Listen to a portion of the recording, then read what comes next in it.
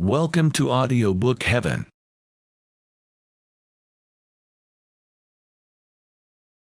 The Odyssey by Homer, translated by Samuel Butler. Book 15. But Minerva went to the fair city of Lacedaemon to tell Ulysses' son that he was to return at once. She found him and Pisistratus sleeping in the forecourt of Menelaus's house. Pisistratus was fast asleep, but Telemachus could get no rest all night for thinking of his unhappy father. So Minerva went close up to him and said, "Telemachus, you should not remain so far away from home any longer, nor leave your property with such dangerous people in your house. They will eat up everything you have among them, and you will have been on a fool's errand. Ask Menelaus to send you home at once if you wish to find your excellent mother still there when you get back. Her father and brothers are already urging her to marry Eurymachus, who was given more than any of the others, and has been greatly increasing his wedding presents. I hope nothing valuable may have been taken from the house, in spite of you, but you know what women are. They always want to do the best they can for the man who marries them, and never give another thought to the children of their first husband, nor to their father either when he is dead and done with. Go home, therefore, and put everything in charge of the most respectable woman-servant that you have, until it shall please heaven to send you a wife of your own. Let me tell you also of another matter, which you had better attend to. The chief men among the suitors are lying in wait for you in the strait between Ithaca and Samos, and they mean to kill you before you can reach home. I do not much think they will succeed. It is more likely that some of those who are now eating up your property will find a grave themselves. Sail night and day, and keep your ship well away from the islands. The god who watches over you and protects you will send you a fair wind. As soon as you get to Ithaca, send your ship and men on to the town, but yourself go straight to the swineherd who has charge your pigs. He is well disposed towards you. Stay with him, therefore, for the night, and then send him to Penelope to tell her that you have got back safe from Pylos." Then she went back to Olympus, but Telemachus stirred Pisistratus with his heel to rouse him, and said, "Wake up, Pisistratus, and yoke the horses to the chariot, for we must set off home."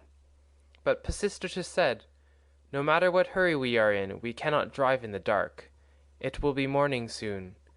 Wait till Menelaus has brought his presents, and put them in the chariot for us, and let him say good-bye to us in the usual way. So long as he lives, a guest should never forget a host who has shown him kindness." As he spoke, day began to break, and Menelaus, who had already risen, leaving Helen in bed, came towards them. When Telemachus saw him, he put on his shirt as fast as he could, threw a great cloak over his shoulders, and went out to meet him. "Menelaus," said he, "let me go back now to my own country, for I want to get home." And Menelaus answered, "Telemachus, if you insist on going, I will not detain you. I do not like to see a host either too fond of his guest or too rude to him. Moderation is best in all things, and not letting a man go when he wants to do so is as bad as telling him to go if he would like to stay. One should treat a guest well as long as he is in the house, and speed him when he wants to leave it. Wait, then, till I can get your beautiful presents into your chariot, and till you have yourself seen them. I will tell the woman to prepare a sufficient dinner for you of what there may be in the house. It will be at once more proper and cheaper for you to get your dinner before setting out on such a long journey. If, moreover, you have a fancy for making a tour of Hellas or in the Peloponnese, I will yoke my horses and will conduct you myself through all our principal cities. No one will send us away empty-handed. Everyone will give us something, a bronze tripod, a couple of mules, or a gold cup."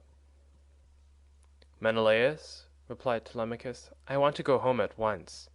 For when I came away I left my property without protection, and fear that while looking for my father I shall come to ruin myself, or find that something valuable has been stolen during my absence." When Menelaus heard this, he immediately told his wife and servants to prepare a sufficient dinner from what there might be in the house.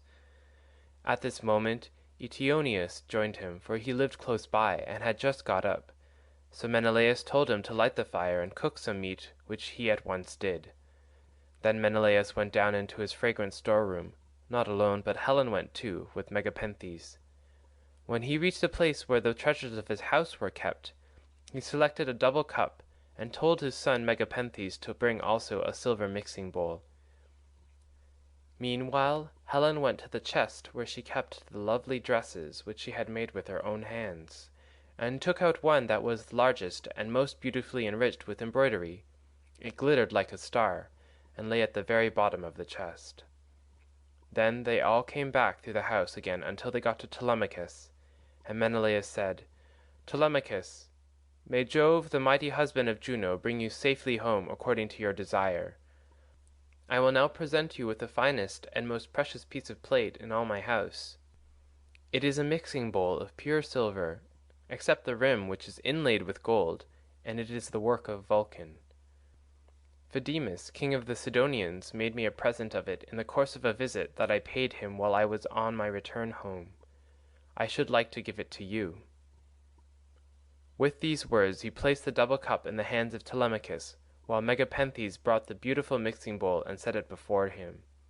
Hard by stood lovely Helen with the robe ready in her hand. "I too, my son," said she, "have something for you as a keepsake from the hand of Helen. It is for your bride to wear upon her wedding day. Till then, get your dear mother to keep it for you. Thus may you go back rejoicing to your own country and to your home." So saying, she gave the robe over to him, and he received it gladly. Then Pisistratus put the presents into the chariot, and admired them all as he did so. Presently Menelaus took Telemachus and Pisistratus into the house, and they both of them sat down to table. A maidservant brought them water in a beautiful golden ewer, and poured it into a silver basin for them to wash their hands, and she drew a clean table beside them. An upper servant brought them bread, and offered them many good things of what there was in the house. Eteoneus carved the meat, and gave them each their portions, while Megapenthes poured out the wine. Then they laid their hands upon the good things that were before them. But as soon as they had had enough to eat and drink, Telemachus and Pisistratus yoked the horses, and took their places in the chariot. They drove out through the inner gateway, and under the echoing gatehouse of the outer court. And Menelaus came after them with a golden goblet of wine in his right hand, that they might make a drink offering before they set out. He stood in front of the horses and pledged them, saying, "Farewell to both of you. See that you tell Nestor how I have treated you, for he was kind to me as any father could be, while we Achaeans were fighting before Troy." "We will be sure, sir," answered Telemachus, "to tell him everything as soon as we see him. I wish I were as certain of finding Ulysses returned when I get back to Ithaca, that I might tell him of the very great kindness you have shown me, and of the many beautiful presents I am taking with me." As he was thus speaking, a bird flew on his right hand, an eagle with a great white goose in its talons which it had carried off from the farmyard, and all the men and women were running after it and shouting. It came quite close up to them and flew away on their right hands in front of the horses. When they saw it, they were glad, and their hearts took comfort within them, whereon Pisistratus said, "Tell me, Menelaus, has heaven sent this omen for us or for you?" Menelaus was thinking what would be the most proper answer for him to make, but Helen was too quick for him, and said, "I will read this matter as heaven has put it in my heart, and as I doubt not that it will come to pass. The eagle came from the mountain where it was bred and has its nest, and in like manner Ulysses, having travelled far and suffered much, will return to take his revenge, if indeed he is not back already and hatching mischief for the suitors." "May Jove so grant it," replied Telemachus. "If it should prove to be so, I will make vows to you as though you were a god, even when I am at home." As he spoke, he lashed his horses, and they started off at full speed through the town towards the open country. They swayed the yoke upon their necks, and travelled the whole day long till the sun set and darkness was over all the land. Then they reached Pheræ, where Diocles lived, who was son of Ortilochus, the son of Alpheus. There they passed the night, and were treated hospitably. When the child of morning, rosy-fingered Dawn, appeared, they again yoked their horses and their places in their chariot. They drove out through the inner gateway and under the echoing gatehouse of the outer court. Then Pisistratus lashed his horses on, and they flew towards nothing loath. Ere long they came to Pylos, and then Telemachus said, "Pisistratus, I hope you will promise to do what I am going to ask you. You know our fathers were old friends before us. Moreover, we are both of an age, and this journey has brought us together still more closely. Do not, therefore, take me past my ship, but leave me there, for if I go to your father's house, he will try to keep me in the warmth of his good will towards me, and I must go home at once." Pisistratus thought how he should do what he was asked, and in the end he deemed it best to turn his horses towards the ship, and put Menelaus's beautiful presents of gold and raiment in the stern of the vessel. Then he said, "Go on board at once, and tell your men to do so also before I can reach home to tell my father. I know how obstinate he is, and am sure he will not let you go. He will come down here to fetch you, and he will not go back without you, but he will be very angry." With this he drove his goodly steeds back to the city of the Pylians, and soon reached his home. But Telemachus called the men together and gave his orders. "Now, my men," said he, "get everything in order on board the ship, and let us set out home." Thus did he speak, and they went on board even as he had said. But as Telemachus was thus busied, praying also and sacrificing to Minerva in the ship's stern, there came to him a man from a distant country, a seer, who was flying from Argos, because he had killed a man. He was descended from Melampus, who used to live in Pylos, the land of sheep. He was rich, and owned a great house, but he was driven into exile by the great and powerful king Neleus. Neleus seized his goods, and held them for a whole year, during which he was a close prisoner in the house of King Phylacus, and in much distress of mind both on account of the daughter of Neleus, and because he was haunted by a great sorrow that dread Erinees had laid upon him. In the end, however, he escaped with his life, drove the cattle from Phyllis to Pylos, avenged the wrong that had been done to him, and gave the daughter of Neleus to his brother. Then he left the country and went to Argos, where it was ordained that he should reign over much people. There he married, established himself, and had two famous sons, Antiphates and Mantius. Antiphates became father of Oicleus, and Oicleus of Amphiaraus, who was dearly loved by both Jove and by Apollo. But he did not live to an old age, for he was killed in Thebes by reason of a woman's gifts. His sons were Alcmaeon and Amphilochus. Mantius, the other son of Melampus, was father to Polyphemus and Cleitus. Aurora, throned in gold, carried off Cleitus for his beauty's sake, that he might dwell among the immortals. But Apollo made Polyphemus the greatest seer in the whole world, now that Amphiaraus was dead. He quarrelled with his father and went to live in Hyperesia, where he remained and prophesied for all men. His son Theoclymenus it was who now came up to Telemachus as he was making drink offerings and praying in his ship. "Friend," said he, "now that I find you sacrificing in this place, I beseech you by your sacrifices themselves, and by the God to whom you make them, I pray you also by your own head and by those of your followers, tell me the truth and nothing but the truth. Who and whence are you? Tell me also of your town and parents." Telemachus said, "I will answer you quite truly. I am from Ithaca, and my father is Ulysses, as surely as that he ever lived. But he has come to some miserable end. Therefore I have taken this ship and got my crew together to see if I can hear any news of him, for he has been away a long time." "I too," answered Theoclymenus, "am an exile, for I have killed a man of my own race. He has many brothers and kinsmen in Argos, and they have great power among the Argives. I am flying to escape death at their hands, and am thus doomed to be a wanderer on the face of the earth. I am your suppliant. Take me, therefore, on board your ship that they may not kill me, for I know that they are in pursuit." "I will not refuse you," replied Telemachus, "if you wish to join us. Come, therefore, and in Ithaca we will treat you hospitably according to what we have." On this he received Theoclymenus' spear, and laid it down on the deck of the ship.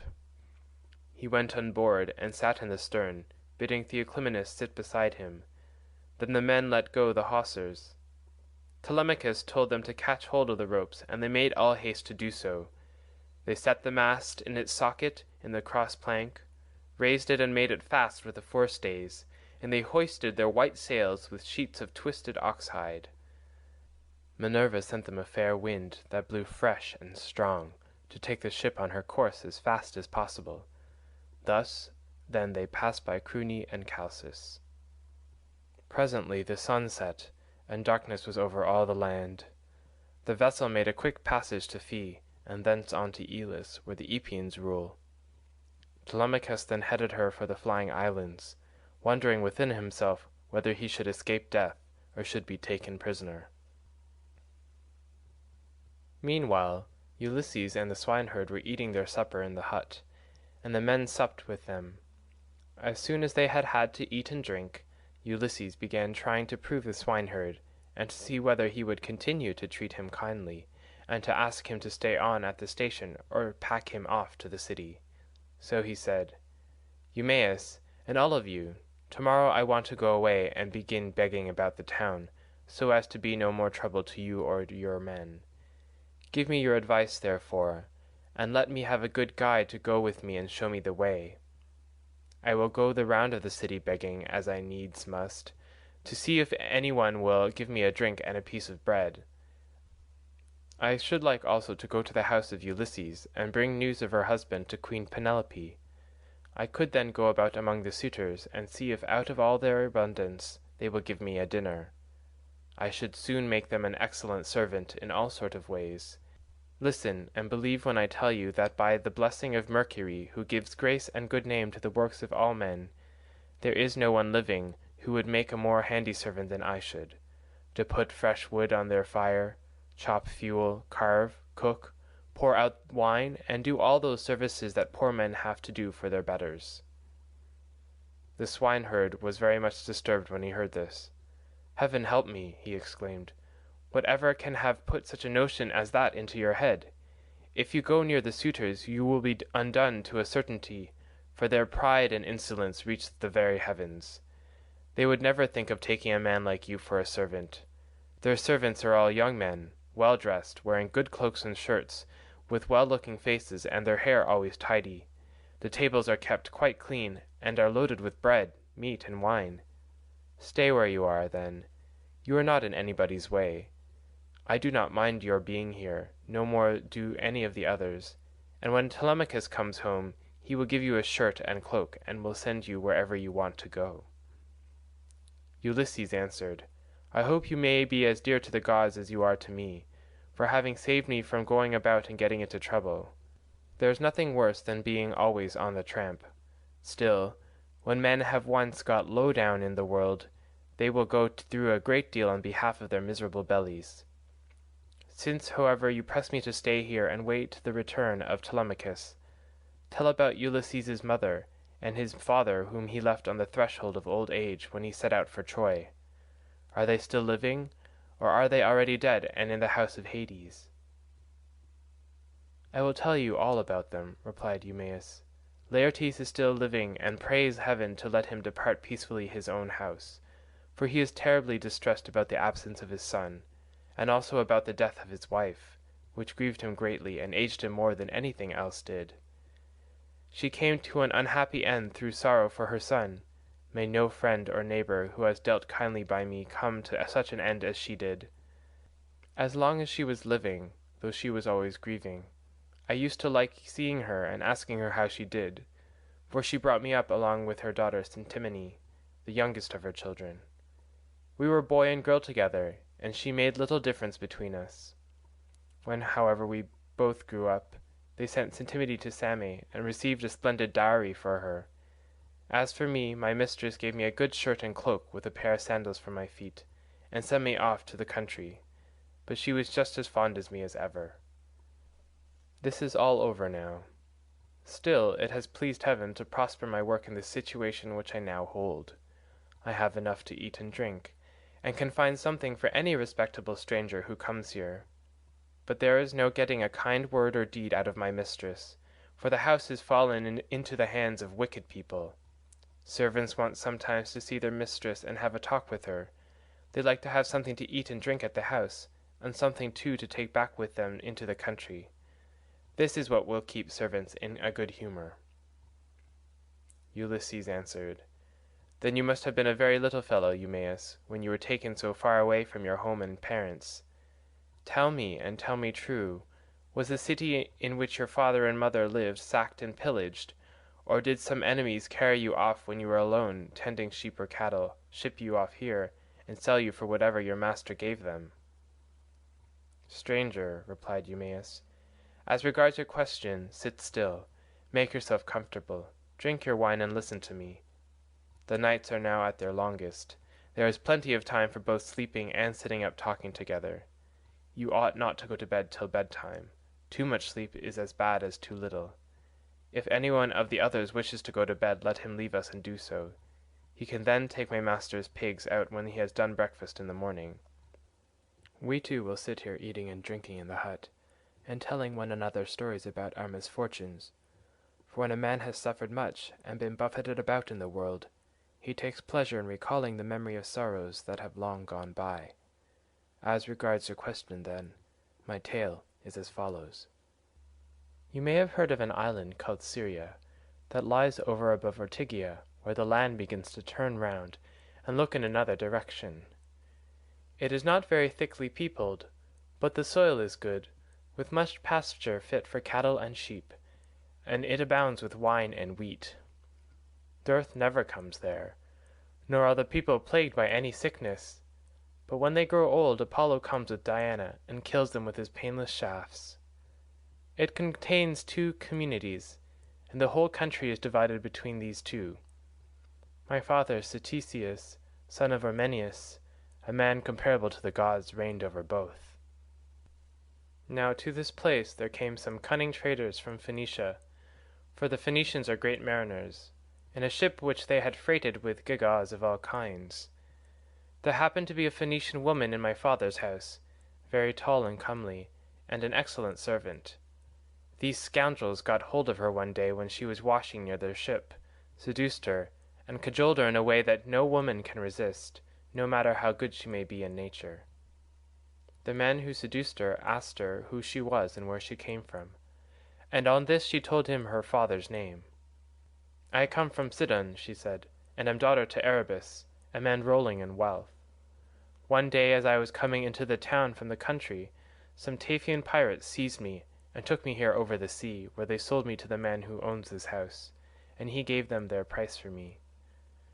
The man who had seduced her then said, 'Would you like to come along with us to see the house of your parents and your parents themselves? They are both alive and are said to be well off.'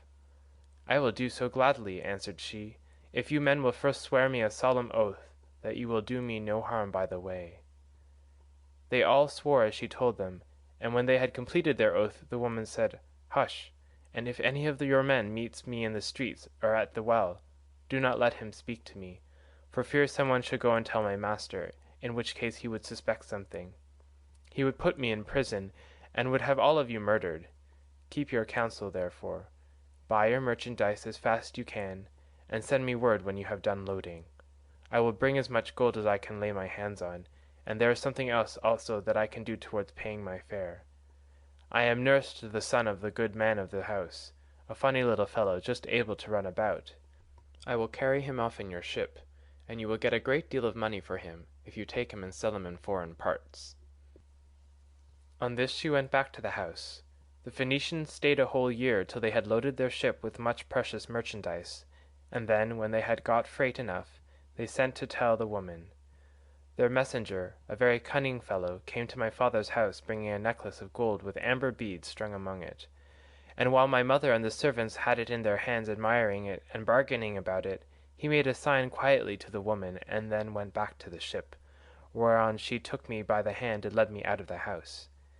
In the forepart of the house she saw the tables set with the cups of guests who had been feasting with my father, as being in attendance on him. These were now all gone to a meeting of the public assembly, So she snatched up 3 cups and carried them off in the bosom of her dress, while I followed her, for I knew no better. The sun was now set, and darkness was over all the land, so we hurried on as fast as we could till we reached the harbour where the Phoenician ship was lying. When they had got on board, they sailed their ways over the sea, taking us with them, and Jove sent them a fair wind. 6 days did we sail, both night and day, but on the 7th day Diana struck the woman, and she fell heavily down onto the ship's hold, as though she were a seagull alighting on the water. So they threw her overboard to the seals and fishes, and I was left all sorrowful and alone.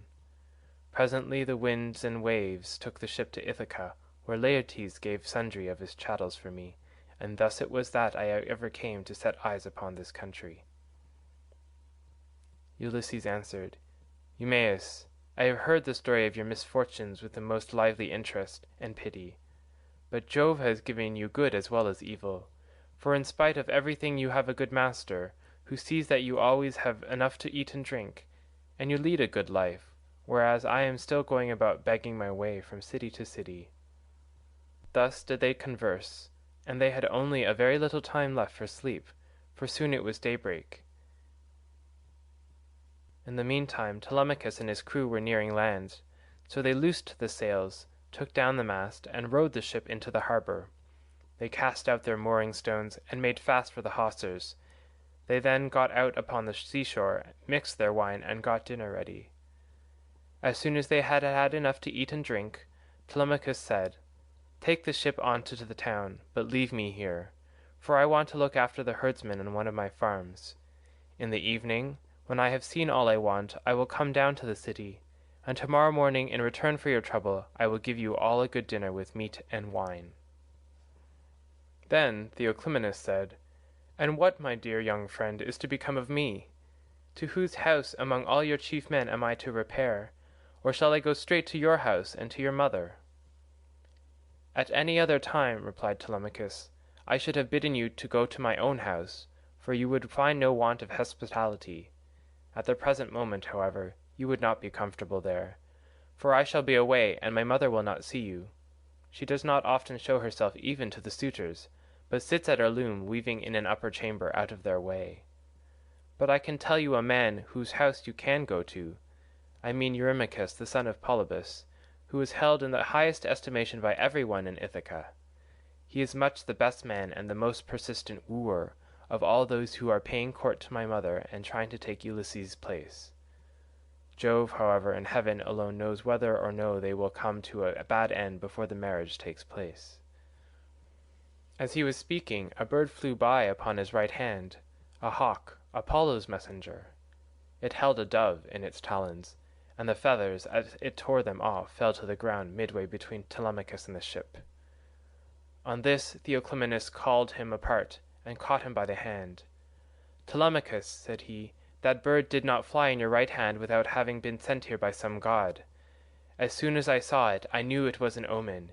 It means that you will remain powerful, and there will be no house in Ithaca more royal than your own. I wish it may prove so, answered Telemachus. If it does, I will show you so much good will and give you so many presents that all who meet you will congratulate you. Then he said to his friend Piraeus, Piraeus, son of Clytius, you have throughout shown yourself the most willing to serve me of all those who have accompanied me to Pylos. I wish you would take this stranger to your own house and entertain him hospitably till I can come for him. And Piraeus answered, Telemachus, you may stay away as long as you please, but I will look after him for you, and he shall find no lack of hospitality. As he spoke he went on board, and bade the others to do so also, and loose the hawsers, so they took their places in the ship. But Telemachus bound on his sandals, and took a long and doughty spear with a head of sharpened bronze from the deck of the ship. Then they loosed the hawsers, thrust the ship off from land, and made on towards the city, as they had been told to do, while Telemachus strode on as fast as he could, till he reached the homestead where his countless herds of swine were feeding, and where dwelt the excellent swineherd, who was so devoted a servant to his master. End of Book 15.